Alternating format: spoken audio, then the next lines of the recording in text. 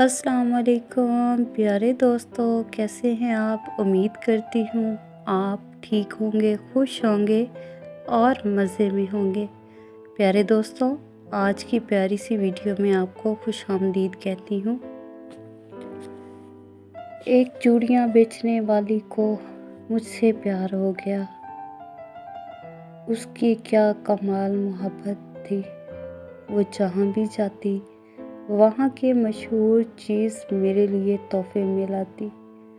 वो मेरी खातिर शहर में 4 साल तक रही। वो रोज़ाना मेरी मिन्नतें करती थी। मुझे कहती थी मेरे साथ शादी कर लो।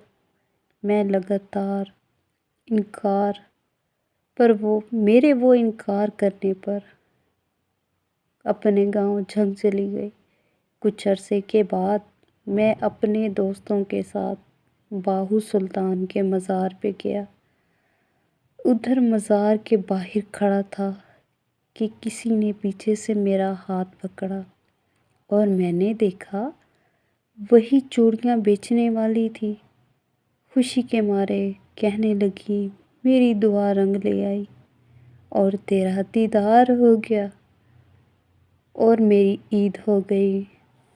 और मैं जब भी मज़ार पर आती तुझे अल्लाह से मांगती थी।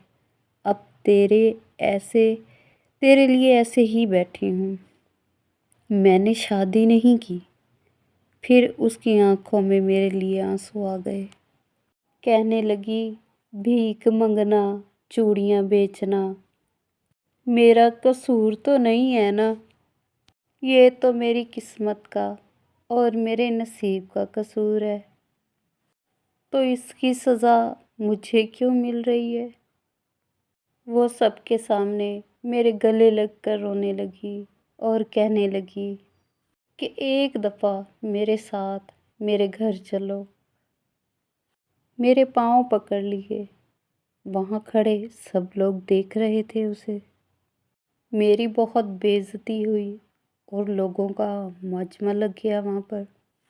उसके बार बार कहने पर दोस्तों ने कहा चलो एक बार हो आते हैं, चलें एक बार हो आते हैं। तो वो बहुत खुश हुई। मैंने भी हाँ कर दी। वो भागकर गाड़ी में बैठ गई। उसका घर 50 किलोमीटर दूर था। वो बहुत खुश थी और हम उसके गांव पहुंच गए। वहां जाकर देखा सब मकान कच्चे थे।